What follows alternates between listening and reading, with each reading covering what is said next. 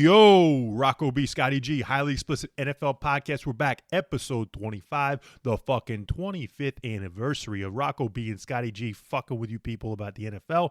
Unbelievable. And we are going to talk about Vegas like we said. I'm Rocco B from Louisville, Kentucky. And here's my boy in California, Scotty G. How you doing?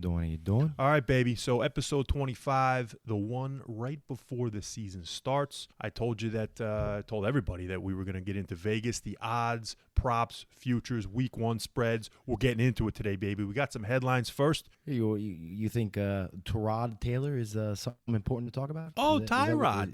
Is that what you want to get to? Yeah, Tyrod. I don't give a shit what his name is. It's going to lead to a 3-14 season. Yeah, the official starting quarterback of the Houston Texans. Shocking. If you look at it, Watson is their third stringer on the depth chart, and Mr. Masseuse apparently is going to be inactivated every week by the Houston Texans until they can make a deal. Unbelievable to me, but hey, that's what they're going to do. They're searching for the best deal to get rid of, Mr. Masseuse. Mr. Masseuse himself. Do you think they have any competitiveness with Tyrod Taylor? Absolutely I can't call him Tyrod. I have to call him Tyrod. No, we're not calling him Tyrod. I just can't do it. No, I'm telling you, man. The fact that Houston is, as we'll talk about later, the favorite to have the worst record in the league in the NFL. They should be light years ahead of everybody else. I can see them almost not even winning a game this year, to be honest with you. I got like a weird feeling that this team's not even going to try. Like I feel like they're going to quit based on all the bullshit going on. Yeah, there's a lot of shit. Yeah. Is that like wrong to think? No. I think you're completely legit to think that. They have a front office that doesn't know what the fuck they're doing, and you're playing in a league. It's all about the Super Bowl, and they know that they're not even fucking close to even sniffing the trophy. Forget about even winning it. So Tyrod Taylor, starting quarterback of the Houston Texans. We'll get into that a little bit later as far as the Houston Texans go. But let me just get into some things. The big Cam Newton fucking cutting that we saw about a week ago, right after we got off the schneid of episode 24. Big Mac Jones takes over for Scam Newton. And I'm going to tell you, the fucking Mr. Big Balls Belichick. I'm impressed. I'll tell you that. Yeah. He looks a lot better than I thought he would. Now he is going against the 2s and 3s. Let's get that out of the way there. But I don't know, man. He's scary looking. Like he looks like he can play a little bit. He is scary looking. I know you see that picture. That picture with him and Cam with their shirts off is great. I don't want to say he looks fantastic. No, you're right. He looks great. I think he's in the best absolute situation that he could have been drafted into. But Big Balls Belichick is dropping his fucking hammer and saying, "Listen, I just spent $180 fucking million in the offseason on free agents. Cam's not my guy. I need a quarterback that's going to fucking win games but not lose them for me. I got a great defense. A lot of guys coming back from COVID. And I love this guy. Saban loves this guy. Cam, just get out of the building. I don't want to see anymore." And Mac Jones, Big Mac himself, is going to be the starting quarterback for the New England Patriots week one before any of these other rookies that we thought were going to start week one, like a Justin Fields or a Trey Lance. Unbelievable, but it's Big Mac Jones from Alabama. I got one question for you. Does anyone on this planet Earth call Belichick Big Balls Belichick? Because I don't think that's a thing. Well, listen, I'm not like anybody on this planet Earth, I'll tell you that, and neither are you, to be honest with you. That's for sure. Yeah. But I will say that speaking of fucking Mac Jones, this is crazy, bro. The week one of the NFL is going to be the first time ever that 3 quarterbacks from the same school will start on week one. Miami didn't do it. LSU didn't do it. Oklahoma didn't do it. Notre Dame didn't do it. Alabama's doing it with these 3 guys. Wait, Mac Jones. How is this possible? In history, no one's ever at any point in time. I couldn't fucking believe it, right? And then not one? This doesn't make any sense. sense. This is even more unbelievable. Not only did 3 quarterbacks from the same school never start on week one, these fucking guys were on the same team. Mac, Tua, Jalen Hurts were all on the same team at Alabama at one time. It's crazy. But here's the thing. This is the big answer I wanted to get from you. In 39 seasons, no quarterback drafted at Alabama has never won more than 7 starts in a single year. Is this the year it's going to happen with Big Mac, Tua, and Jalen Hurts? Who's going to do it? Who's going to win more than 7 starts? You're saying Joe Namath and what was it, Kenny Stabler? Or these guys never won more than 7 games in a season? I want to just say it one more time. In the last 39 seasons. Oh, okay. All right. Okay, you had to do 39. What was the 40th? Kenny Stabler. Well, what they did was going back to the 16 games regular season. They don't want to go back to the 14-game season or when they play with leather helmets. I got you. So, and yes. it is different rules now. It is a different game. Yeah. I'll give you that. And here's the other thing, too. You got to think about it. Now, this is the first year that there's 17 games. So it's going to be a little bit easier. But tell me, it's a little different. Between 7 or 8 starts, do you think one of these guys is going to win? Yes, 100%. Okay. All right. 100%. Who's it going to be? Is it Big Mac, Tua, or Jalen Hurts? Or is it going to be all of them, or is it going to be 2 of them? What is it going to be? I think Tua for sure, and I think Mac probably. Okay. I would have said the opposite. I would have said Big Mac for sure because the Patriots are loaded. And Tua is They're not loaded. I don't know why you keep saying they're loaded. Oh, my God. Loaded. I mean, you've forgotten Jonnu all the free Smith? agents. You've forgotten all the free agents that they brought in. Forgotten shit. Not only that, and then you're forgetting the guys who were coming back from COVID. Dante Hightower is a fucking beast, and he was gone all year last year. So even though Gilmore's out, they returned J.C. Jackson, who had the most picks last year besides Xavier Howard.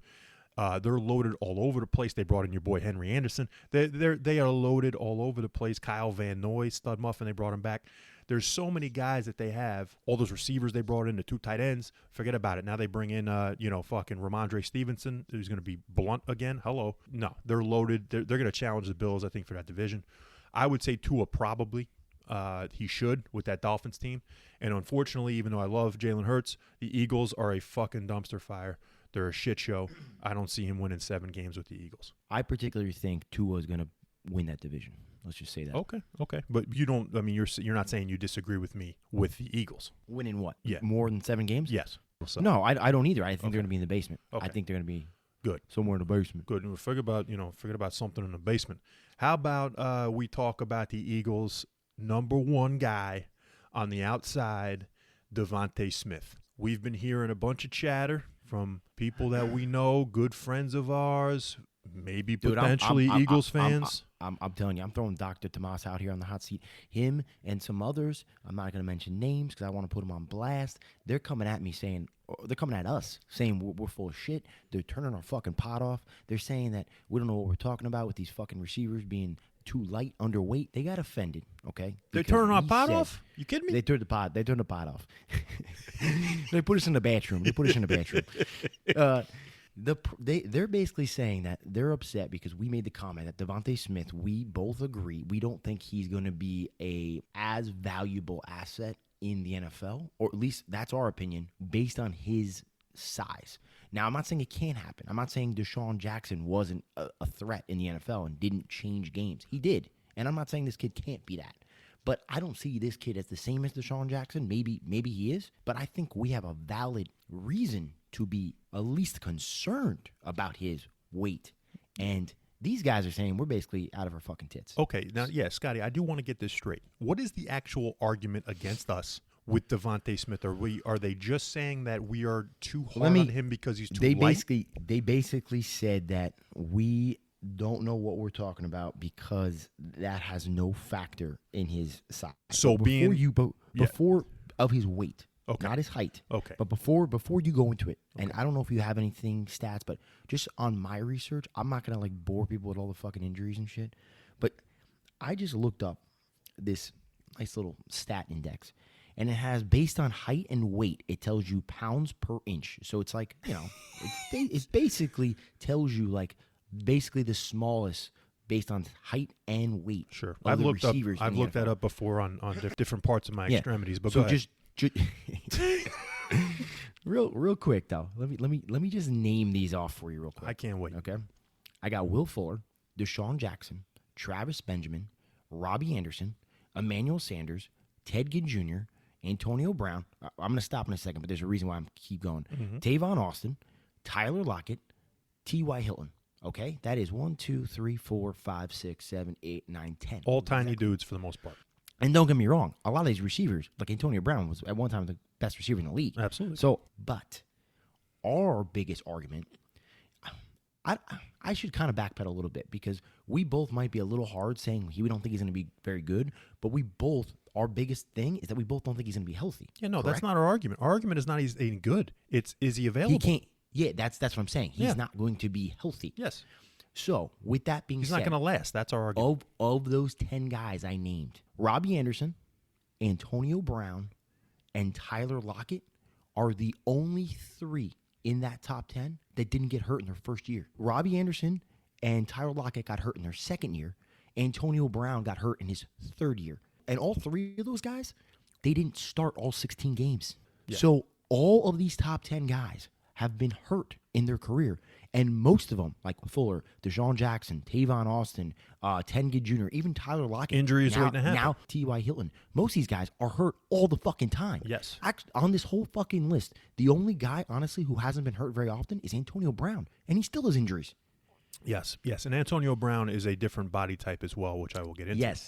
Yes, and he is, and just so you know, the way the index is, he hits like it's a little higher than the other guys, and you can tell like right around that T.Y. Hilton, it starts to get like the index gets a little higher, but then you hit like a Tyreek Hill who also gets hurt, and then like the next jump up is like Cole Beasley, Stephon Diggs, and those guys get hurt a little less. I love that you fucking pulled an index out. Yeah, but I'm just saying, as you go, you can see, okay, guys are still getting hurt, but they're not as hurt as often, and that's because they're probably built a little different. Yes. And I understand everybody's different. Every human body Everybody's different. Yeah. So some people are going to be a little more prone to injury, but it is a fucking fair statement to say that if you are a certain body build, which we are saying that skinny receiver, especially a guy like, to me, Devonta Smith he's like, Deshaun Jackson was a straight route runner. Devonta Smith's a guy who can also go across. He can do everything. I mean, wasn't that the argument? He can do everything? Yes. So if this guy is not just a one-trick pony where he's just streaming down the fucking sidelines here, why is it not a fair argument to say there's a good chance he's going to be unavailable for multiple seasons in his career? Scotty, maybe not the full season, but multiple games in the season for each year of his career. Yeah, Scotty, let me get into why it's going to be a lot more than fair on why we are giving everybody that opinion. We're not just shit talking this guy because we don't like Alabama or we don't fucking like the Eagles or whatever. The guy won the fucking Heisman for a reason, okay? Now, did he have a year where there was no Joe Burrow-like quarterback stats? Sure. Was he like a year where there were no Adrian Peterson-like running backs? Of course. But the guy's a fucking stud. Our argument is that this guy is the lightest individual to be drafted since the 50s. Look it up. That's the last time somebody was drafted that was this light, okay? Now, here's the thing. You talked about Deshaun Jackson. 5'10", 175 pounds. He's the lightest guy on my list. We all know that Devonta Smith is not Deshaun Jackson. Okay, Deshaun Jackson was a small but one-trick pony. Devonta Smith is 2 inches taller. Okay, and we'll get into what his weight is. Wes Welker, 5'9", 185. We would all agree that he's not the same player that Wes Welker is. Shorter, bulkier guy in the slot. Yeah, stockier. Yeah, it's more about the weight. It's not about the height. Exactly. Darren Sproles was significantly height-wise but shorter. He's 200 fucking pounds. Exactly. You know? Now, and real quick, yep. before you go in, you have Deshaun Jackson as your smallest guy. Mm-hmm. I have Will Fuller based on my index. Will Fuller has yet to play a full season in the NFL. Yes. The most games he's played is 14 his rookie year. Outside of that, he's played 10, 7, 11, and 11. Yeah, and Will Fuller is probably 2 to 3 inches taller than Devonta Smith is. And Will Fuller's a stud. I'm not saying he's not a fucking fantastic player, but I don't want a guy on my fucking team who's playing 11 games, especially now that they're 17. Sure. It means 6 of the games you're not available. You got That's a big swing. Guys like Steve Smith, who was one of the best receivers of all time, 5'9", 185. He was a bulky, perfect route runner. Steve Largent back in the day, Hall of Famer, 5'11", 190, and he looked small. Devonta Smith is 30 pounds almost smaller. Okay. Marvin Harrison is the guy to me that reminds me of this guy's body build. And Marvin Harrison was 20 pounds heavier, 6 foot 185. Devonta Smith is 6 foot 166, ladies and gentlemen. 166. That's a fucking joke, okay? It's a joke. And the fact that he's taller than Deshaun, taller than Steve Smith, taller than these guys, and he's 20 pounds less is a joke. Yeah. Okay? I think it's a very fair statement to say that we're afraid of his availability. This guy's legs look literally like sticks, okay? This is the guy that also, let me remind everybody, this is the guy who also said we play football, not weightlifting. This is a guy who's going into the NFL in 2021 when everybody and their mother, especially kickers and punters that are fucking jacked, you're going to tell me that this guy is not worried about lifting a weight? Well, he better fucking get his ass in the weight room. He better get his ass a nutritionist because he's got to put on about 20 pounds if he wants to fucking get into the realm of a Marvin Harrison or a guy like Antonio Brown or somebody like that who's playing most games of the year, if not all the games. If he doesn't, he will be another, like you said, Will Fuller, a guy who is tall, lanky, and can't stay fucking healthy. Okay? There's a reason why Will Fuller was suspended multiple times. You know why he's suspended? Because of fucking performance-enhancing drugs. Why do you think he's taking those? Oh, he's got to get fucking bigger to last in a season. Shocking. That or healthy to recover his fucking ligaments and shit. Right? Okay? So if Devonta Smith is going to stay where he's at and he's going to stay with the mentality of fuck weightlifting because it ain't the game we play, he will be out for the Philadelphia Eagles, and they would have wasted first-round pick to get up to this guy to go get him. That's the problem. Okay, you look at a guy like Jamar Chase, he's fucking jacked. You look at a guy like Waddle, even though he's shorter, he's not 166 fucking pounds. Yeah, and out of these 10 guys, you have Emmanuel Sanders, Antonio Brown, and T.Y. Hilton are the only guys I don't consider just burners. Those are guys that can do everything, in my opinion. If you want to make him your number one receiver, you can't be fucking 166 pounds. No, you can't. You cannot. And he's got to put on minimum 15 pounds. He's got to be 180 at minimum. Like you said, even though Brown and some of these other guys, Lockett, may have similar stats as far as the index goes and as far as height and weight and all that shit, Devonta Smith is a fucking stick. And when these guys go for the legs because they can't go for the head anymore, it's going to be trouble. Yeah, I'm telling you. And these linebackers are a little slimmer than they used to be, but they're faster. So they still got the power, and they're coming at you quicker. They're catching these motherfuckers. Yeah. So if you go across the middle, you might not get caught by a corner. You might get caught by a linebacker, and that's gonna be a lot different of a fucking 230-pound dude hitting your fucking knees than like a 180-pound corner hitting your knees. It's I think he can get off man coverage. That's not the problem. I've seen it, but I don't think he's going to last. That's our argument. We're not arguing that this guy didn't deserve the Heisman. We're not arguing that this guy's a fucking garbage ass wide receiver. He's a great wide receiver. I love the kid since he was a freshman catching that fucking touchdown in the corner by Tua in a national championship game. I don't hate this guy at all. I just can't stand the fact that he didn't gain a pound in 4 years. How the fuck's that possible? Yeah, I mean, we can't spend too much more time on this. I don't know what else to say, but in all fairness, these statements came from Eagles fans, so just want to say that. Well, and so far, Landon Dickerson's paying off for me every time I told everybody that was an Eagles fan, hey, you drafted his fucking Alabama center in the second round. Their Alabama offensive lineman never worked. Guy hasn't seen a fucking snap in practice yet because he's hurt, okay? Believe me, let's believe us a little bit with this weight shit. We're hoping, even though he's an Eagle, Devonta Smith can pan out. He's got to put some fucking weight on. I would love to say I'm wrong and this kid becomes a fucking stud. Because, I mean, I've watched him in college as well. I mean, he's awesome. But I think it's a fair statement to assume that it's going to be tough. Got to change his mindset. We're trying to be GMs here, and if I'm a GM, I'm not taking this guy at 160 pounds, and he's keeping it with his mindset and his mentality. Can't do it. Now, you want to talk about a guy that we loved also in the draft? Penei, eh? Well, as your boy Joey Namath would say, he's struggling because, in Detroit, the word is, oh, shit, we drafted this guy and he's not really working out. Well, no fucking shit. You want to know why he's not fucking working out? He was a left tackle in a run-and-gun fucking Pac-12 Oregon offense who he didn't play against fucking legit NFL-style pass rushers other than at 2 out of the 12 teams in the fucking league. Utah and Washington had some nice pass rushers. He enters the NFL at fucking 20 years old. He gets drafted 7 overall to the Detroit Lions, who fucking desperately needed a fucking change maker and a fucking guy that's going to, empower this franchise and start winning fucking games. Oh, and with all that pressure, Dan Campbell and his fucking genius fucking coaching staff makes him change positions for the first time ever to the whole complete opposite side of the line and opposite feet and opposite fucking technique and everything to the right tackle position. So, Scotty, damn, the fucking Detroit Lions, they're really making a case for worst to first, huh? How do you do that? How do you do that? How do you draft a guy at left tackle and say, hey, dude, forget about it. I want you to forget about everything you know. You're 20 years old. I want you to go on the other side.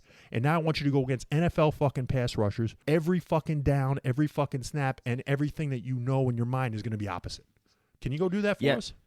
No, I know, and like Dr. Tomasa said, they talk about that as in like he's got a dude on his squad that they had to switch sides, and he said it's like right-handed your whole life, and then all of a sudden not being asked to right left-handed. What it's the like, fuck? It's not an easy thing. It's all footwork. It's all being able to hand placement and everything and how you make your read. It's all the opposite. It's not an easy transition for most guys. So not only is he 20 years old, one of the youngest players to be drafted, and then he's going to play offensive tackle, which is going to protect your new shiny piece in Jared Goff, and then we say, forget about playing the position you've played for 4 years or fucking probably 8 years since high school and middle school. Let's change you over. You'll be fine. What the fuck are they doing? I don't understand. I don't understand these fucking teams. So you think they're going to be shit this year? Is that what you're trying to tell me? I think what they're doing is they're not putting him in the best place to succeed. If you feel like you got a left tackle, I believe it's Taylor Decker is their fucking left tackle. Why'd you draft the motherfucker then? Like, I don't understand. You need a wide receiver. I still think they should have got fucking Kyle Pitts. They should have traded up and got him. Well, I'm with you, but they like Hawkinson, I guess. Said it. I know it was a big deal. Yeah, you could have had both. I know. Would have been great. I know. They should have taken a receiver. Especially because everyone talks about this fucking guy, Mr. Pots and Pans, like a fucking slot receiver. You fucking move him on one side. You got Hawkinson on the other side. You're exactly right. You can literally get scrubs to burn and just take the top off the fucking defense. You just don't know. Maybe Atlanta had such a chubby form that they weren't trading. I mean, that could especially be. because everyone makes the comment that Goff, is not the greatest deep thrower. I mean, he's got a pretty ball, but I'm just saying he usually does dinks and dunks. No, you make give him dink and dunk targets. No, yeah, you make him a great point. I'm just like I said, maybe it's just the fact that Atlanta was so chubbyish over Pitts that they weren't going to trade out, but they should have taken receiver there. I know Waddle and Chase are off the board, but go get Devontae or go trade back. What are you taking a guy and then changing his position for? Fucking Penei Sewell. I don't understand. What's the word on the street, though? He looks like shit? He looks like shit. I haven't watched a single thing or read a single thing about Detroit, and I honestly don't want to. I don't think I'm going to. I don't blame you, but it's going to be comedy all year. You got it. I'm going to tell you, they said it was him and Chase. Sewell and Chase were the bottom two of the 32 first-round players graded in the preseason. I don't know what it is. I still think they're going to be like a hard-nosed team. I still think they're going to actually like play tough. Probably because I'm just excited for their fucking coach being out of his fucking tits. That's probably why I'm hoping that they play like that. I'm just going to assume they take the identity of their crazy coach. But you could be right. I don't know. Maybe they are shit. I don't know. And we'll get into the week one spreads on what we think about Detroit and all that. But I just don't understand why you draft a guy that high and then say, let's change your position, buddy. And real quick, we just got a couple signings we got to update everybody on. A couple of our guys that we talked about in previous episodes about our favorite and least favorite remaining free agents have been picked up. Josh Norman, you remember this character. He was out for a while, and the last we saw him was with Buffalo, and now he's with the fucking San Francisco 49ers on a one-year deal. Heading to the Bay, baby. So he's going to the Bay. I think that helps them out. And I don't. I think Josh Norman's so far done. I don't know how this guy keeps getting a job, and I don't know. Well, they did have Dick Sherman last year, so basically he's replacing Dick Sherman. Honestly, I get it, but honestly, I think Sherman's still better than Josh Norman. I think Sherman just can't stay healthy the last couple of years. I think they're about the same player. And then this was one of my favorites. Finally, he's off the fucking street. KJ Wright is with the Las Vegas Raiders after his whole career with the Seattle Seahawks. Yeah, that's a big signing. I like that. So I think he's going to start right away. He gets reunited with Gus Bradley, his defensive coordinator, who was with Seattle for a long time. Speaking of Seattle, they got your boy and my favorite name in the NFL, Bless Austin, to join the Seattle Seahawks after he got cut last week from the fucking Jets. Yeah, real quick, can we just talk about that? What are we here for? Yeah. What are we doing? We're talking. Yeah, but what I'm saying is I know people don't give a fuck. People don't even know who the fuck Bless Austin is, and I don't blame him for that because he's right now in the NFL, he's a nobody. But he started last year because our secondary is that atrocious, and he showed some promise as a young guy. I don't think he's going to be like a star corner, but I think he could be a good either rotational or maybe the opposite guy of a star if he continues to develop. But we have nobody, and they cut him. Now, I'd have to look into this, and I didn't feel like it was necessary to look into it because, again, I don't think anyone gives a shit. But I did hear he actually had missed a couple practices because of personal reasons. I'm wondering if this fucking guy is going to come out to have like some kind of like case against them or something, and that's some real reason why they got rid of him. Because I can't fathom a reason of why they got rid of this motherfucker. Do you? Yeah, no, there's got to be something there because as a 16-game starter last year, and he's a young guy, like we said, and believe me, if you want to eat Chinese food, do not get the cream of some young guy. I think maybe just Saleh said, hey, I like these young guys that we got, and I like them better than Austin. Again, Austin was a guy that was there before Saleh got there. So, maybe he's just trying to get his dudes in there, and he knows that this season's going to kind of be very tough, with fucking rookie quarterback, a bunch of rookies all over the place. It's the youngest team in the league. I don't see that there's got to be something there, but we all know Seattle loves to bring these fucking guys in that have problems. So maybe he does. Seattle's the only fucking team that might have a worse secondary than the Jets. They're terrible. Yeah. Actually, the Cowboys, too, are up there. But yeah, maybe. Yeah, you're right. But no, I was shocked to see him go, but I'm like I said, because of his name, I'm glad he's back in. And Seattle needed secondary help big time. And now the last one, another guy that we were wondering what the fuck's he doing on the street for so long, Duke Johnson, the running back.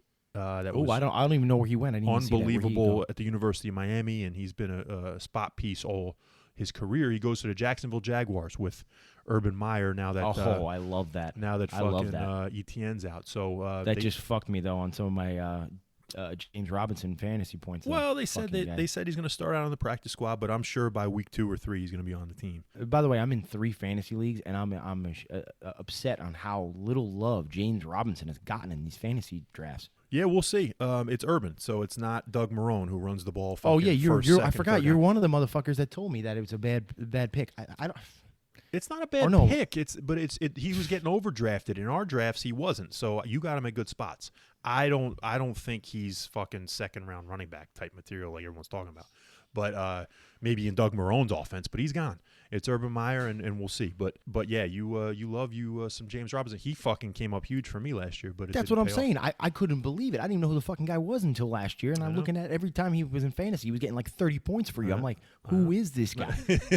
I started following him, and let's remind everybody they didn't really have a fucking quarterback last year. No, I know. So I have high hopes for Trevor Lawrence. They start getting those guys out of the box. I don't understand why James Robinson wouldn't be even bigger asset this year. Yep, it's just Urban. I think Laviska Shenault's going to get a lot of touches because he's kind of like Laviska. He's the Visca. He's he's. I liked him last year, man. Yeah, he's going to be okay.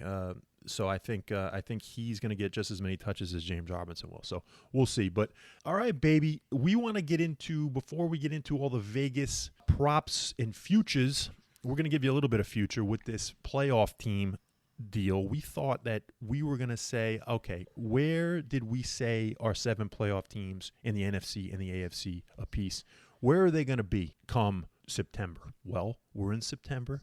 Did we update it a little bit? Did we give a little bit of difference of opinion? Yes, we did. I want to go into Scotty G's playoff teams that we dropped on episode 6. And we're going to see if it sticks. And it's the same as you want to go. You want to go division by division? We're going to go conference by conference. First, I'm going to hit you with the NFC teams that you had winning the division and your 3 wild cards on episode 6. You had the Tampa Bay Buccaneers winning the South. You had the Green Bay Packers winning the North, the Los Angeles Rams winning the West, and the New York Giants winning the East. Now, Tampa Bay is minus 190 to win the division. Green Bay is minus 165. You got the Rams at plus 190, and you got the New York Giants at plus 450 to win the fucking division. And then your 3 wild card teams, you had the Carolina Panthers, you had the Minnesota Vikings, and you had the San Francisco 49ers. Now, do you want to make any addendums to that now? Yeah, I think I'm going to make one change here. Okay? Are you getting off the Vikings? Come on. Yeah, okay. I can't talk all this shit and then keep them in there. So I'm going to pull them out, and I'm going to replace them with the Arizona Cardinals. Oh, wow. Okay. Yeah, I think they get in a wild card, and I'm telling you right now, it was between them and Washington, and I still can't bring myself to do it with fucking Fitzpatrick. I can't do it. So you're I don't know if it's a post-traumatic stress situation. You're going down with the Judge train, is what you're saying. You're sticking with the New York Giants. Yeah, I'm sticking with them. I don't know what it is. Shit. I don't know what it is, but I got to stick with them. I got it. All right. Okay. I mean, I get where you're coming from. That division's a disaster, I dude. get where you're coming from. I could fucking throw a dart at these fucking teams and probably get it right. Well, the division, I think, let me go over Rocco B's NFC because I think that division actually is going to rebound, and I think we're going to put 2 teams in the playoffs. My updated playoff team. Who's drinking the fucking scotch today, huh? Where's my doors? Huh? I got Tampa Bay, of course, as the top seed. Green Bay number 2. I have the Seattle Seahawks winning the West at plus 275. I can't undersell Russ at all. And I think the NFC East is going to be won by the Washington football team at plus 220. And I believe my wild cards are going to be the LA Rams, the San Francisco 49ers. The West is going to put 3 teams in the playoffs. And I believe that the Dallas Cowboys are kicking out what I had the Minnesota Vikings on. I'm getting off the fucking Vikings train too. And I'm putting the Dallas Cowboys as the 7th seed of the playoffs. That's a shocker. That doesn't sound biased at all. The 7th seed. I didn't have them win the fucking division. What sold you? Was it the fact that your fucking Zach Martin's out or Dak Prescott's hurt? No, I think it's the defense. What changed your mind? I think it's the defense, and I think I like their schedule. I think they're going to be at minimum 9-8, but I picked them to go 10-7. I think this whole Dak thing has been overblown a little bit, even though I don't believe in them. But I think Washington's team is too good, and Dallas is, I think, the 7th best team in the NFC. So I will put them in there after Minnesota because Minnesota's done to me. They're done. Now let's get to the AFC and their odds. Your Episode 6 playoff teams in the fucking AFC were the Kansas City Chiefs to win the West at a minus 250, the Cleveland Browns at a plus 150 for the AFC North, the Miami Dolphins at the AFC East for a plus 325 in that division. And then to round out the division winners, you want the Indianapolis Colts to win the AFC South plus 150. Your 3 wild card teams are the Chargers, the Steelers, and the Raiders.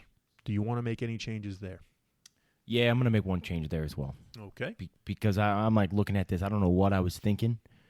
Oh, I know what I was thinking. I was thinking new stadium. Yeah. That's what I was thinking. What I was thinking. Okay. I don't think I can. That'll work for a game, I think. Yeah, I don't think I could do it. I think I got to pull the Raiders and I got to throw the Buffalo Bills in there. Okay. I think that was a biased, angry statement and not putting the Bills in there. I got to put the Bills in there. And you're going to stick with the Colts winning the South. Yeah, I'm keeping everything the same. I'm just putting the Bills in the wild card, not winning the division, but in the wild card. Okay. Wow. All right. So, and I will get to my AFC here. I have the Buffalo Bills winning the division in the East and being the top seed because the Kansas City Chiefs do not make the playoffs, as I say. Minus 150. You got to fucking change that. The Chargers is the 2nd seed winning the AFC West plus 450. I like the Baltimore Ravens to win the AFC North at plus 115.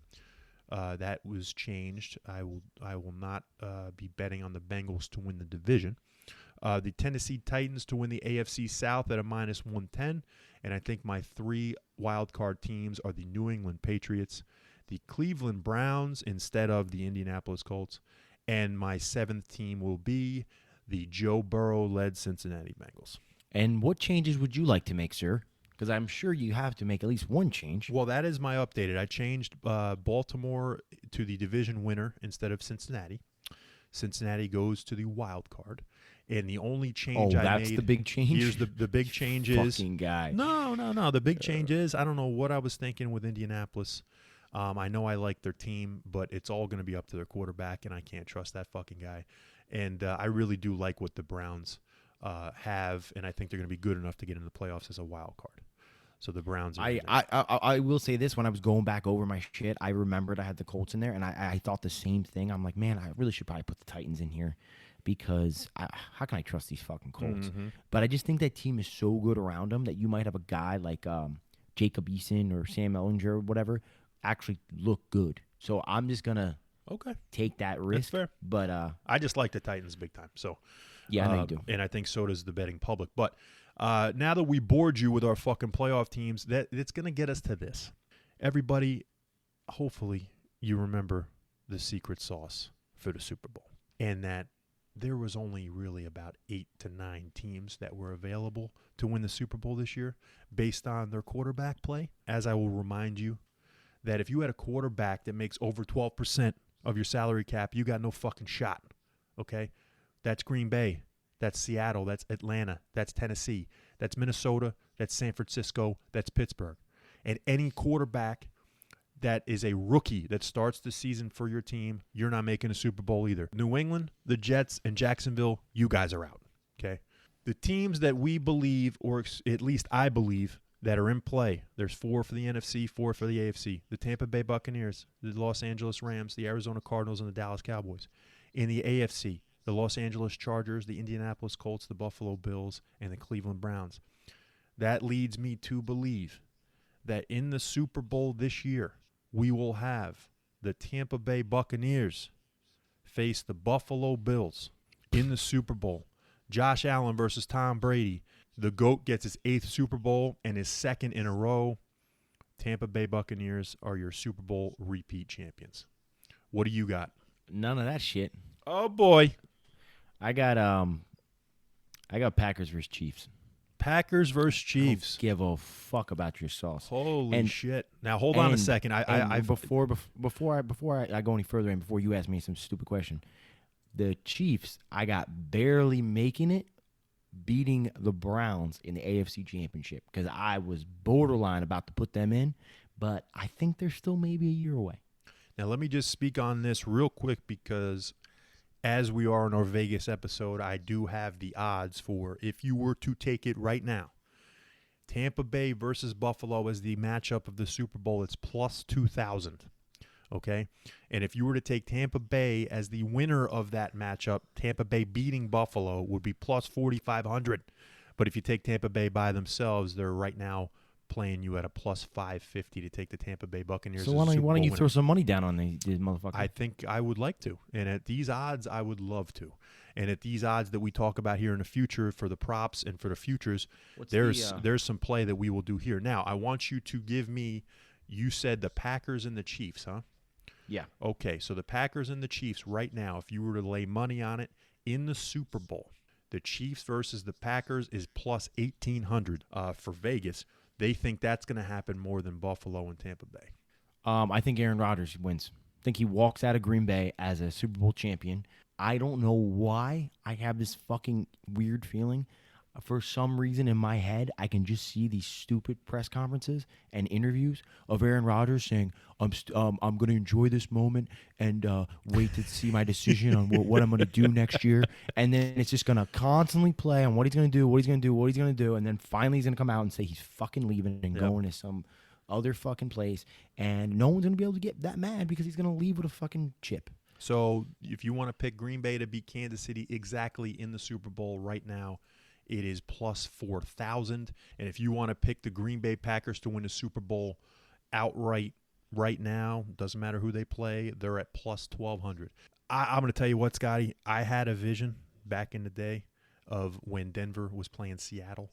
I had the vision of Peyton Manning being at that podium, and I had the vision of the Sports Illustrated cover, and then look what happened. So, so don't take those thoughts too seriously, in my opinion. But that's our Super Bowl futures bets. And then now, real quick, because I know a lot of people are high on the Browns. You think Browns got a shot this year? Because I think they do. I think they're my like next pick. It depends. It depends on how the playoffs shake out. I do like Buffalo a lot, and I do like the Chargers a lot. But it just depends on Baker Mayfield. That's the only thing to me. I mean, there's so much drama there and blah, blah, blah. That shit will be taken care of by the coaching staff and if they're winning games. But can Baker Mayfield take them over the hump? And that's the fucking question to me. It's going to be the question all year. And especially when January comes. When January comes, can Baker be the guy? We'll see. I have a tough time believing it, but we'll see. Real quick, just to have some fun, if you wanted to take the Dallas Cowboys as the Super Bowl winner, that's plus 2,800. If you want to take the Philadelphia Eagles, it's plus 8,000. And if you want to take the New York Jets, it's plus 15,000. Minus 200? Plus 15,000. I thought it was like a minus 500. That may be in another 3 years when Zach E. Wilson is the next Mahomes, but not this year. But so there's that. Now I want to talk about some props and some futures. Would you take right now? Would you go over that Patrick Mahomes throws for 5,000 passing yards? No, I take the under on that. So would I. So would I. We completely agree with that. Would you take the over or the under of the 36.5 passing touchdowns for Tom Brady this year? Yeah, I'll take the over on that. So would I. And Derrick Henry, would you say that he goes over or under 1,540 yards? I think he goes like 16 or 17. Yeah. I would take that he's going to go over 1,540 yards rushing. Now, there's a couple interesting ones here. If you want to go worst record, I don't know how you can bet on anybody besides the Houston Texans, and you're getting them at plus 155. I think you could also, real quick, I think you can actually throw the Bengals in there. I think they're going to be fucking atrocious. Now, if you want to get the Bengals, that's a value pick right there. They're at plus 900. Right now, they're number 4 on the list. Number 2 is the Detroit Lions at plus 300, and your New York Jets are number 3 at plus 800. But if you want, I'll tell you what, you want to get into the Bengals, that's plus 900. I would love to throw some dough at the Jaguars at plus 1,100. I can see that as well. I don't think so, man. I don't think they're going to be that bad. Well, I'm just saying, if you're off the Texans, if you think the Texans are somehow going to have a fucking 7-10 season or something, which they won't, I don't think the Texans are going to win a game. So, but plus 155, throw some dough at the Texans, and you'll make some in January. And the next one I want us to talk about is, could a coach be fired in the season? There are 6 coaches that are under plus 1,000 for the year. During the season? During the season. Vic Fangio for Denver. Vic Fangio for Denver is plus 500. You got Mike McCarthy for the Dallas Cowboys is plus 600. You got Cliff Kingsbury and Matt Nagy for the Cardinals and Bears apiece for plus 700. Zach Taylor plus 800 for the Cincinnati Bengals. And Mike Zimmer for the Minnesota Vikings at plus 900. I would probably take Zimmer.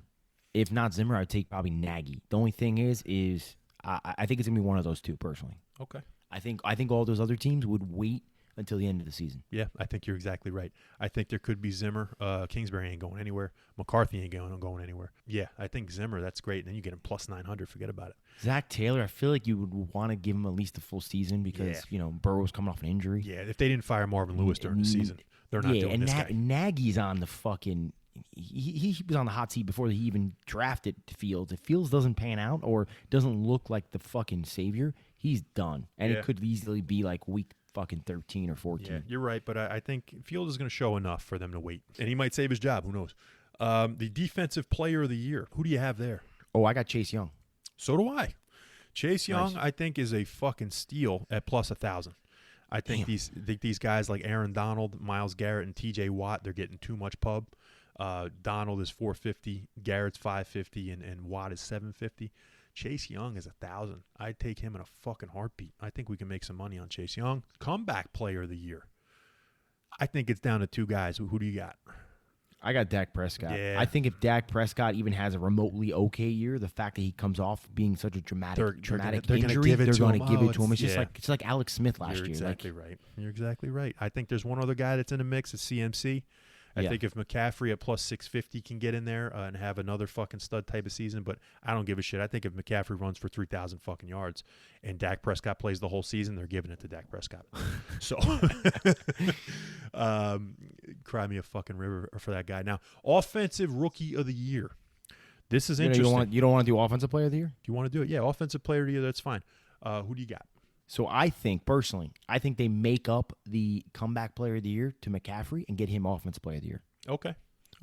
I can see, just for the simple principle of what they just did with the NFL 100 players and all that shit, if he has a decent season, they're giving it to Mahomes. They're not giving it to anybody else. Well, I got Mahomes MVP. Isn't that different? It is, but, you can win both. They're all up Mahomes' ass. And again, shit. I mean, just imagine if Dak Prescott has a good season. He'll win all the fucking awards. Yeah, but I would say Dak Prescott, Defensive Rookie of the Year. Oh shit! Oh, he had such a heartwarming story. Get the fuck out of here. Offensive Rookie of the Year. You got a bunch of players here, bunch of pieces. But who would you go with? And I'll give you the odds. Who do you like? I got Trevor Lawrence. Trevor Lawrence. Okay. Yep. I'm not off this fucking bandwagon, man. You see what? Hey, I know you don't want to talk college because you're a fucking. I don't know what the fuck. I love college. Yeah, Go yeah, ahead. yeah. You just don't like to talk about it on the fucking pod, but Well, it's the just- NFL podcast here. yeah, Come yeah, on. yeah. I get you. But you see how fucking shitty that offense looked for Clemson? They had 69% of their fucking starters returning. Well, that kid's a sophomore. He looked awful. I'm just saying. yeah. I told you though last year that Clemson team was not as good as people were hyping it up to be. Trevor Lawrence covered up a lot of that bullshit, and I think he's gonna look. I think he's gonna remind people. Nobody's talking about him. I think he's gonna remind people why he was looked as the next Andrew Luck coming into the draft. Once he gets on Jacksonville, and they go and win like 8 or 9 fucking games. Well, I will say that Vegas is talking about him because he is the number one on the money line. They think he's the favorite. So I don't. I would take Najee Harris at plus 800. Trevor Lawrence is plus 350. But I like Najee Harris with that workload that he's going to get with the Pittsburgh Steelers. You could potentially have a Justin Fields at plus 600 come in and light the league up when he starts. But I think the dark horse, and I think a great fucking value bet, is for the unicorn himself, Kyle Pots and Pans, at plus 1,000. If this guy can light up the league at tight end, they're talking about, a rookie never has more than 850 yards and he never has more than 7 touchdowns and blah, blah, blah. I think they're going to throw this guy the ball 10 times a fucking game.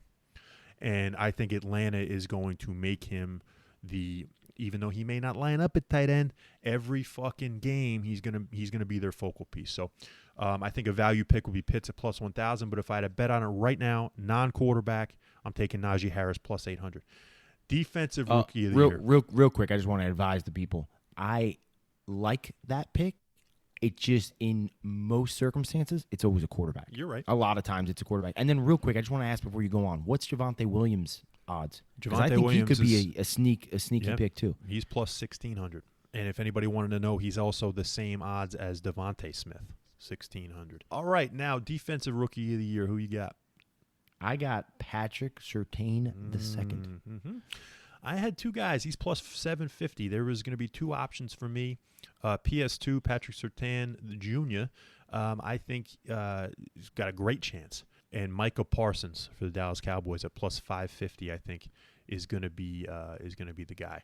I feel like when it comes to defensive rookie or even defensive player of the year, there's 2 things that the NFL looks at to give that award away: sacks or interceptions. Yep. And I love Micah Parsons. I just don't know if he's going to be like the sack leader for your squad, because even in preseason, they never really shot him at the quarterback. I know he can. He can rush the quarterback. I just don't know if he's going to have the stats to back it. So even if he might be the actual best rookie, I don't think on the stat sheet it's going to look.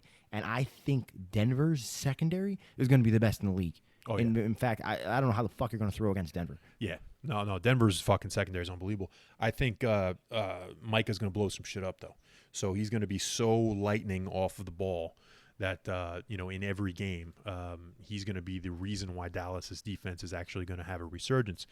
Now, those are our futures and our props for this coming season, but I really want to go into week 1, and I want to talk about the spreads.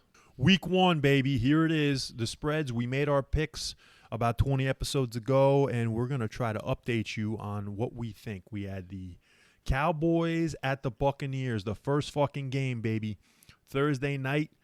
Baby, it was at 6.5 for the Buccaneers. Now it's at 8. What do we got? Are we still sticking with Tampa? I'd probably have to tease this shit. Eight's a high number, but personally, Cowboys are going to get obliterated. Look, in my opinion, I'm betting on Tampa to cover. But if it was like 6.5 or even maybe 7, if I had a house, I'm putting my house on it. If I had a kid's fucking college fund, I'm putting the college fund on it. I'm putting the whole fucking kit and caboodle on fucking Tampa Bay to win this game, especially if you just want to go straight pick them outright, because I don't think Cowboys have a shot this week. No, they don't. And the only thing that scares me is week 1. You just never know where guys' heads are at. But with Zach Martin being out for Dallas and this defense, you just don't know what you're going to get, and you know Dak everything. Prescott hasn't taken a snap yet. Are you kidding me? Exactly, and you know everything that you're going to get with Tampa Bay. It just seems too obvious. Usually people say, hey, stay away from the obvious, go the opposite. Fuck that. I'm going Tampa by probably 3 touchdowns. It's a bad way for Dallas to start off this year. Now you want to talk about a game that's unbelievable, and I can't wait to watch this game. Sunday, 1 o'clock, the Steelers play the Bills in Buffalo. And we got a little bit of information today about maybe what Pittsburgh's not going to have. TJ Watt is potentially going to miss this fucking game. Why? Because he is in contract disputes with the team. What a fucking jerk. I know. So I heard he wants to be the highest paid defensive player in the league. Get the fuck out of here, man. Look, he's a good player, but he's not even J.J. Watt. No. I don't care how efficient he is. I understand they have the Pro Football Focus index has him as one of the top, if not the top defender based on snaps, availability, hits, tackles, everything. I get it. He's valuable to the team. I get it. He's a top defender in this league. But I'm not fucking making him the highest paid fucking player. You kidding me? Yeah. That's my opinion. I could be crazy on that idea, but I'm with you. I think that Pittsburgh defense makes you look a lot better than you are. And it's like when I watch Pittsburgh games, and I've watched plenty of Pittsburgh games, I see him as a solid, great role player. But it's not like every time it's not like every time I watch it, he flashes on the screen, and I'm like, oh my god, T.J. Watt. Yeah. You know who he reminds me of? Remember fucking Clay Matthews for Green Bay? He reminds me of that guy. Even Clay Matthews stood out more than fucking T.J. Watt because of his hair. I think T.J. Watt's a better player than Clay Matthews was. I don't know. I just think, you remember Clay Matthews, for his hair and shit, but as soon as you got him away from playing that defense to where he had a bunch of great defensive linemen and other linebackers, and it was all up to him, he's a one-trick pony. And Watt could be like that. And but again, the Steelers have a shit ton of other talent. What that says to me, though, is I still think that the Steelers, I think we are both on the same page. We're taking Pittsburgh plus 6.5. Yeah. I'm taking them as the opener. I think that's going to be a tighter game than people think. Bills are favored by 6.5. We will take Pittsburgh. Now, with the battle between Sammy D and Zachy Dub, the Jets at the Panthers. Panthers favored by 4.5. I am going to take the Jets, and I believe you will as well. I believe the Jets have a dark horse chance to win the fucking game. I'm going to take the Jets to cover. I don't know if I'm ready to say they're going to win. Okay. But I can see them losing by a field goal or less. Okay. And it's 4.5, you said? Mm-hmm. So I'm going to say Jets cover, but I'm not ready to bet on the Jets winning. Okay. I got to see it from Sammy D. So I know that the Jets are going to make rookie mistakes, and Saleh as a first-year head coach is going to make some rookie mistakes, but I don't know. There's just something about that secondary is just real bad, and if McCaffrey gets through the first wave, he's gone. Yeah, the only thing I can say for the Panthers is you're going to have McCaffrey back, and the Jets have a ton of injuries. So on defense, so we'll see. But Zachy Dub could show you some magic, and we'll see. Sunday 1:00 in Houston, the Jacksonville Jaguars visit the Texans. The Jaguars are 3-point favorites. The Texans are the home dog there. I still like Jacksonville -3. I'm taking Jacksonville. Okay. The Texans are a fucking mess, and Tyrod Taylor, to me, how he's starting, and Gardner Minshew is not as a fucking joke. The Arizona Cardinals at the Tennessee Titans. This line was 2.5. Now it's at 3. Titans -3 at home. They're saying this is basically an even game. I'm taking the Titans. I'm going to take the Cardinals. Okay. I'm going to take the Cardinals on that one, so we'll get some difference here. I'm going to take the Cardinals because I don't like that secondary still on Tennessee, and I feel like Derrick Henry and these guys he's always got a slow start to the season. I feel like the first couple weeks, it's is Derrick Henry really in this? Mm-hmm. And then I feel like by week 4 or 5, it's oh shit, Derrick Henry went off for a fucking 200-yard game. I'm tired of tackling this motherfucker. Yeah, I get you. I don't like the Cardinals on the road. If we were in Arizona, maybe a different story. Here's going to be another great game. Los Angeles Chargers go across the country to the Washington football team. The Chargers are favored by 1, and I'm taking them and trusting Justin Herbert. I'm going Washington. I don't like the look, I love Justin Herbert. I love the Chargers, but I got to take Washington just on the fucking travel alone. Okay. I mean, it's never good. The only difference is because it's week 1, they got time to get there early, and maybe they will, which will make things a little different. But I don't know. I don't like that travel. Fitzmagic's always crazy the first couple weeks again. He's the opposite of Derrick Henry. He starts off hot. No, yeah.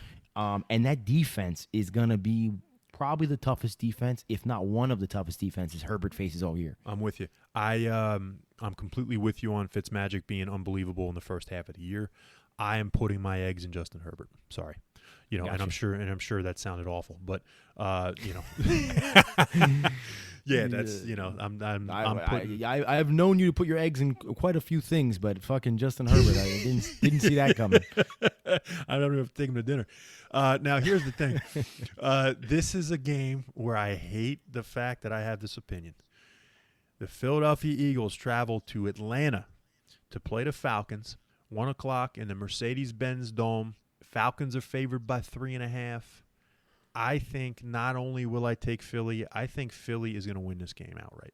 Yeah, I think I'm with you. I think Philly wins that week one. I think Atlanta is going to need a couple weeks to figure out what their new identity is. They got a lot of new pieces, and Matt Ryan's a little older, and I think no one really knows what to expect from Jalen Hurts, and I think he could be a little bit tough to prepare for.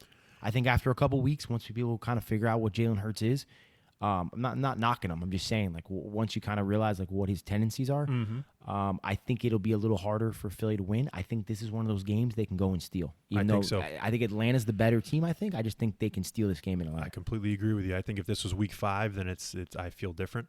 I like the Eagles and Jalen Hurts to shock some people. He has a lot of experience in that stadium. 2017-18 season, that's where he had the the championship game where he got replaced by Tua, and Tua won it. But then the next year, if you remember, in the SEC championship game against Georgia, he was the one who fucking led them to that win, Jalen Hurts, and then sent them to the national championship game. And then in 2019, he got smacked by LSU and Joe Burrow in the Mercedes Dome. But it wasn't because of him per se when he was with Oklahoma. It was just Joe Burrow was that damn good. Hurts likes that building. And he's going into that building, and with a Falcon team that, like you said, has got to find itself, and Hurts is going to shock some people. I don't know why we think he likes it. He's gotten benched and lost in that fucking building. I don't know why we think he likes it. He replaced the one guy that he wasn't starting. His stats are very good in that stadium, but he also, like I said, the big one was in 2018 with the SEC championship when nobody thought that he was everybody thought he was done. Now, you want to talk about traveling across the fucking country? You got the Seattle Seahawks going to Lucas Oil Stadium and visiting Indianapolis and the Colts. And the Seahawks are now 2.5-point favorites. This has swung 5.5 points since we picked it last. I'm taking the Colts all day. Okay, then I will take Seattle. I'm not even hesitating. That defensive line is going to murder that offensive line. Okay. You like Kwity Paye, huh? Like Dr. Tomas. Dr. Tomas got Kwity Paye in your fucking I'm not fucking worried about Kwity Paye. I'm just saying, fucking, it was like the number one defense last year. People forget. I know. I don't like Carson Wentz, and I'm not gonna. I don't even know if he's gonna play. Is he supposed to start or what? If he doesn't play, then fucking Seahawks by 2 touchdowns. But I like Seattle there. I think Jonathan Taylor can fucking carry that team. Yeah, he is a stud. But if Carson Wentz isn't playing, it's a joke. But if he is playing, I still like Seattle, even though they are traveling across the country. All I know is last year, I would win a lot of games every time Seattle would match up against a team with an excellent defense or defensive line. It was like almost always either Seattle lost or they didn't cover. I think it's going to be even worse this year because Russ is a little disgruntled. The offensive line, I don't even know, what it's going to be. So I'm taking Colts all day. New offensive coordinator, whole new ball game. That's what I'm going to say about the Seahawks. Now, this is another one that we may be different on. The Minnesota Vikings travel to Cincinnati at Paul Brown Stadium to play the Cincinnati Bengals and Joe Burrow and Jamar Chase's 4 feet. The Vikings are 3-point favorites. Bengals are home dogs. I like the Bengals to win the fucking game outright. You're crazy. Minnesota's going to win, and they're going to cover. And I don't even like Minnesota. On the road with the pass rush now that Cincinnati's got and Kirk Cousins' ass who can't move.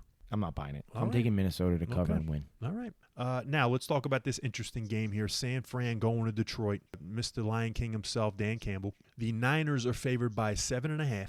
I like the Niners. The thing that worries me, though, is you have Jared Goff, the quarterback of the Detroit Lions, at home, a home dog by 7.5. He used to play the San Francisco 49ers twice a year. I just don't think Detroit's got the pieces in the secondary. What's the spread? 7.5. I would, to be safe. If I'm betting, we don't want to be safe. We don't want to be safe. Well, no. You got to be safe to be better. You got to be safe. That's how you make the money. If I'm gonna be safe, you got to take risks here and there. You got to be safe. Don't bet the game. That's the safe. You wanna hedge your bets a little bit so you're not fucking losing everything.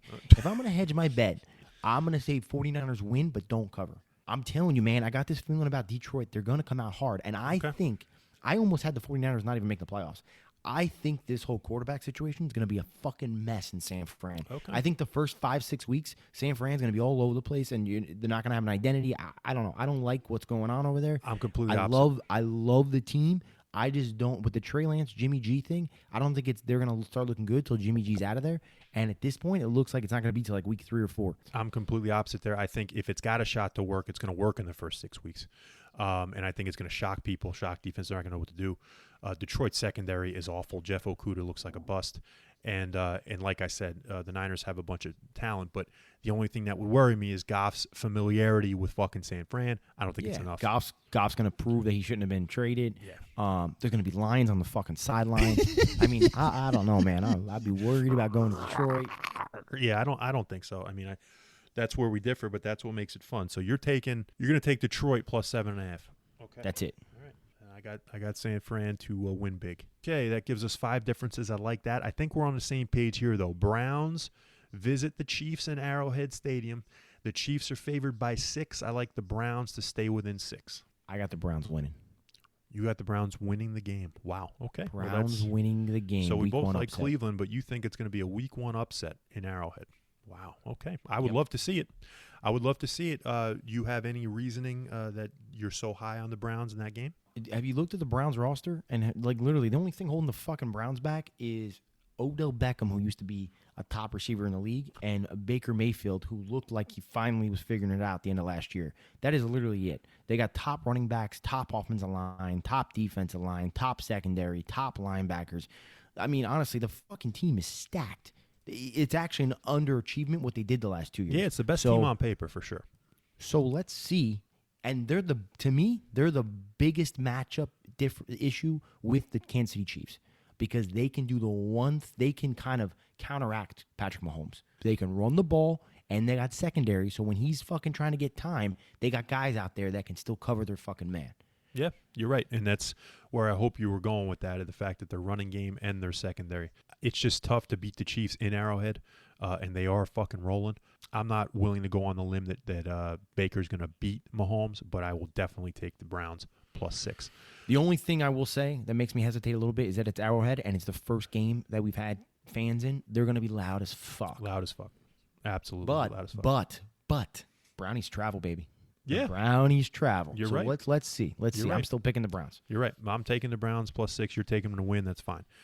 In the battle when the Alabama quarterbacks, the Miami Dolphins visit Foxborough in New England and play the Patriots. Mac Jones versus Tua Tagovailoa. The Patriots are the 3-point favorite at home. They're basically saying these teams are even. I'm taking New England. I'm taking the Dolphins. Okay. All right. I think Billy Boy, Big Balls Belichick, I think has got as they call B-Flow, Brian Flores' number, I think, and I'm going to take the Patriots. You're taking the Dolphins. Yeah, just don't be careful putting your eggs in the fucking Big Balls Belichick basket. The Patriots, I think, are going to shock some people this year, and just because now, especially, they may have some steady quarterback play. They could be the best. They might be. They're going to be fucking. This is the game, though. They're going to be a mediocre fucking Scotty, team. this is the game, though. Seriously, if you think that the Dolphins are going to be the division winner, like you think, this is the game that Miami's got to fucking bend New England over backwards and fuck them in the ass in their own home stadium, game 1, and say, hey, Belichick, you just wasted $180 fucking million in free agency because we're the fucking shit. So I'm not gonna start panicking on any wins or losses week 1. We'll see what happens. It'll be very telling. This is when you're the healthiest. This is when you're the most ready for that team. You've been fucking practicing all offseason for this team. If Miami's legit, they got to come in and beat the shit out of the Patriots. Now, we got Denver traveling across the country to play the Giants in MetLife Stadium. Steady Teddy and the fucking Broncos are going to be playing old DJ and fucking Mr. Clap on the sideline, Jason Garrett, and Joe Judge, the dictator. This, to me, is the best bet of the week. And I think you take the Broncos minus 2.5 all day, 8 days a week. Yeah, I think I'm with you. I'm taking the Broncos. That defense is fucking insane. I'm going to pick the Giants to win that division, but I ain't interested in fucking Danny Dimes in that secondary. No. This motherfucker likes to throw it up to trash defenses. Bro, just wait for Bradley fucking Chubb and Von Miller to come off the edge of this guy. And he throws it up to fucking who? Kyle Fuller, fucking Kareem Jackson, and fucking PS2? You kidding me? I'm just telling you right now, though, the Denver Broncos are the team everyone's calling the sleeper pick. By week 5 or 6, everyone's going to be sucking each other off. I told you Denver's going to be good. Denver's going to be probably 3 or 4-1 to start the season, and everyone's going to be saying how great they're going to be. They're a contender. They're a team that came out of nowhere, and they're going to fall flat on their face, and the fucking coach is going to get fired. Watch, Dude, they're going to be a team that you think's going to be great, but they're going to have a hot start, and then boom. I'm not and saying that's a lot has to do with that defense. I'm not saying No, I know. I'm just saying that's part of the reason why I'm picking them to beat the Giants, because that defense is incredible. And certain teams, like this Giants team that has a shitty offensive line and a quarterback who likes to turn the ball over, they got no shot. They're going to get fucking murdered. They're going to get mangled and embarrassed, okay? That's what the Giants are going to do week 1. Real quick, though, just because I'm on the ledge here with the Giants, what are your thoughts going to be if the Giants fucking go in there and just dismantle the fucking Broncos? They can't. They're going to have an injured fucking Evan Ingram. They're going to have a pitch count fucking Saquon Barkley. They have the worst offensive line in the league. And the Broncos have the strongest, the most underrated defense in the league, we'll put it that way. And Danny Dimes is going to be running for his life, throwing the ball up to the best secondary in the league. It's over. I think it's Washington, Indianapolis, and Denver as the 3 probably top defenses. It's not even close. I mean, this game's not even going to be close. It's my best bet of the week. Broncos are going to blow them fucking out in MetLife. Green Bay goes to Jacksonville to play the New Orleans Saints because of Hurricane Ida takes the Saints out of their home stadium. This has moved 6 fucking points since the news of Aaron Rodgers staying in Green Bay. It was the Saints favored by 3 at their home stadium when they didn't know about Rodgers. Now the fact that Rodgers is there and the fact that this is a neutral site. I would have loved to take that. Packers -3 right now, and I still say you got to take it. I'm taking Packers, yeah. Yeah, Packers, and I would take the over. It's 50. The over of 50, I think this is going to be, the Packers may have 50 points. So I would take the over there. I agree with that. So I would take the over there. I think there's going to be points fucking galore. Okay. Now, Sunday night, the Sunday night game on NBC, you got the Chicago Bears going to SoFi for the LA Rams. And the Rams are 7.5-point favorites at home against Andy Dalton's Chicago Bears. I got to take the Rams -7.5 because I also think in the opposite reason of Jared Goff and the 49ers, I think Stafford knows the Bears. He used to play him twice a year. And Andy Dalton is fucking trash, and they need to be playing Justin Fields right away. Yeah, I think the Rams blow him out. I'm with you. I'm taking the Rams. So the Bears better get to Justin Fields as soon as possible because Dalton does not give them a chance to be any good. And then this is the game, Scotty, I think we have feelings that a lot of people don't have. This is the last game of the week, Monday night. The Baltimore Ravens play the Las Vegas Raiders in the new black hole, the first time a fucking fan has walked through those turnstiles. The Ravens are 4.5-point favorites. It keeps moving up for the Ravens. But I'm telling you, I got a feeling the Raiders pull this one out. I'm going to go with this. I'm going to say Ravens win, but don't cover. So Raiders cover. I'm going to say it's going to be a close one. Okay. It's going to be something at the end, but it's going to be a good game. They're going to come ready. The black hole is going to be nuts there. So I would love to take the Raiders, but I have a hard time doing it. I don't know. The last 2 months, I've been real down on the Raiders, man. They just seem like a joke right now. You should They seem like a fucking joke. But one game, if there's one game, like we talked about the Eagles and Falcons, if there's one game that you can get away with and beat a favorite and blah, blah, blah, it's the fucking game that you open your stadium with. And like you said, the NFL likes to do that. Maybe the refereeing will go a little bit more towards Vegas, and, who knows. Tell you what, real quick, we also got to put this into – we'll talk about this as the season goes, but something that needs to be taken into account. These weaker-minded organizations. Now, I'm not calling the Ravens weak-minded at all. I think Ravens are a very well-ran organization. Like the Lions, the Jets. Jacksonville. Like the organizations that are kind of ran shitty, but don't have the right structure and coaching staff. That's the only reason why I wouldn't really say the Jets either, because Robert Saleh, I think, has got a nice grip right now. But the teams that don't have the full control, we got to put into perspective, these players are going to be in Vegas for about 3-4 days, maybe 5 days before this fucking game happens. How many of these guys are going to get in trouble, are going to get fucked up, are going to do all kinds of drugs, be banging hookers? Whatever the case is, it's going to affect these guys. It used to be the same thing. It is the same thing when anyone goes to Miami, whether it's football, basketball, whatever. Yeah, it's going to play a role, is what I'm saying. We'll see. Generally, they don't come into the town until at least the night before or 2 nights before. But if they're in any more than 2 nights or whatever, yeah, you're right. I mean, there could be trouble all over the fucking place. But it depends on where they're coming from. If they're coming from the fucking East Coast, they're probably going to get in there. But we got 6 differences here, so we'll see who comes out on top.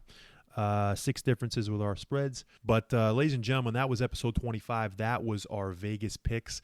And guess what, ladies and gentlemen? The next time you hear us, episode 26 will be Sunday night after all the games on week 1. We are recapping all of them, and that's how it's going to be during the season. We are recapping every game as it comes with our opinions, all of our shit that we're going to talk about this league all year. We can't wait to give it to you. But for now and until then, get ready for week 1, baby. Week 1 of the NFL is finally fucking here. For Rocco B, this is Scotty G. We're saying see you later, sayonara. Enjoy week 1, baby. Adios.